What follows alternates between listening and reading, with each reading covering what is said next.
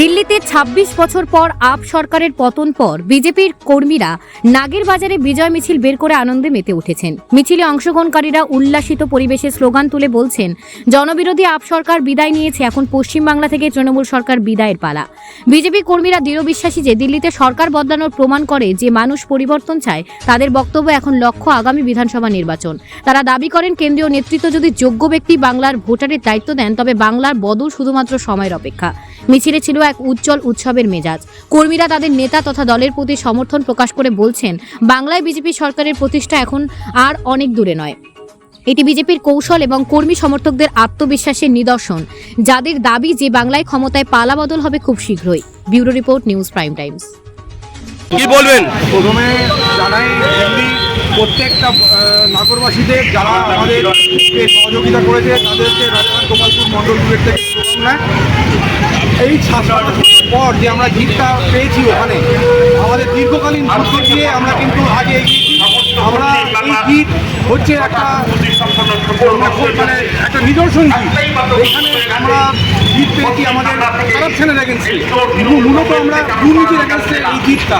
আমরা এই 2026-এ এই জিতটাকে ওখান থেকেই কিন্তু আমরা পশ্চিমবঙ্গতে আমরা অগ্রসর করবো। আমাদের মানে দীর্ঘ একদম কি বলে একদম যেটা আমাকে বলতে হয় যে আমরা একদম প্রতিশ্রুতিবদ্ধ যে আমরা চাচ্ছি মানুষের মতো সম্মান দেওয়াবো, মানুষকে প্রত্যেকটা স্তরের মানুষকে প্রত্যেকটা নির্বিশেষে সবাই উন্নয়ন চাইবো।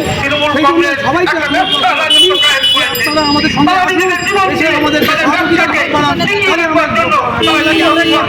এই সহযোগিতার বাংলা করতে হবে। আপনার নামটা? আমার নাম সৌমিত্র, আমি এখানকার সভাপতি রাজধানী গোপালপুর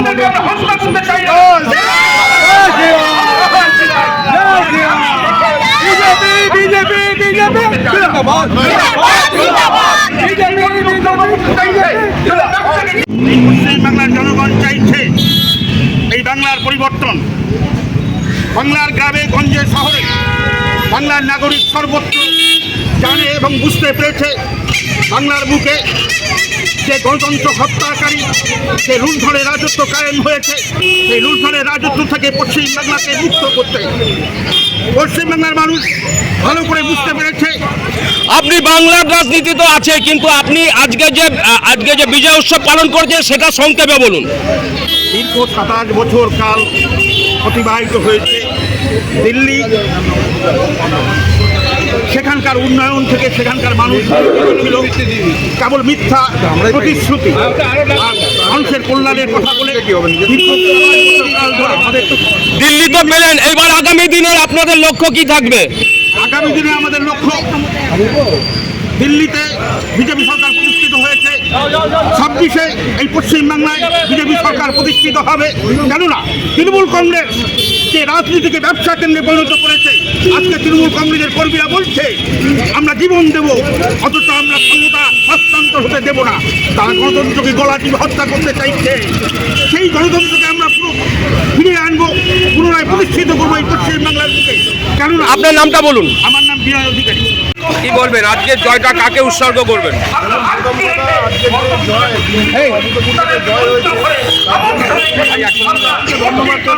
এবং যারা বাঙালি আছে, যারা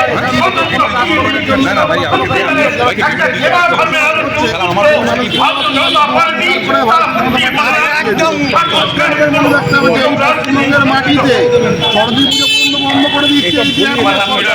আজকে নারী সুরক্ষা নেই, স্বাস্থ্য নেই, শিক্ষা নেই, প্রতি ক্ষেত্রে ব্যর্থ এই সরকার কিন্তু পথ দেখাচ্ছে দিল্লি।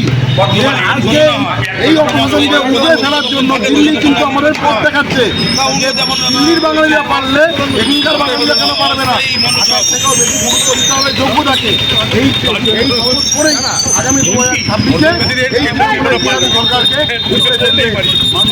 আপনার নামটা? আমার নাম ভারতীয় যুব মোর্চা।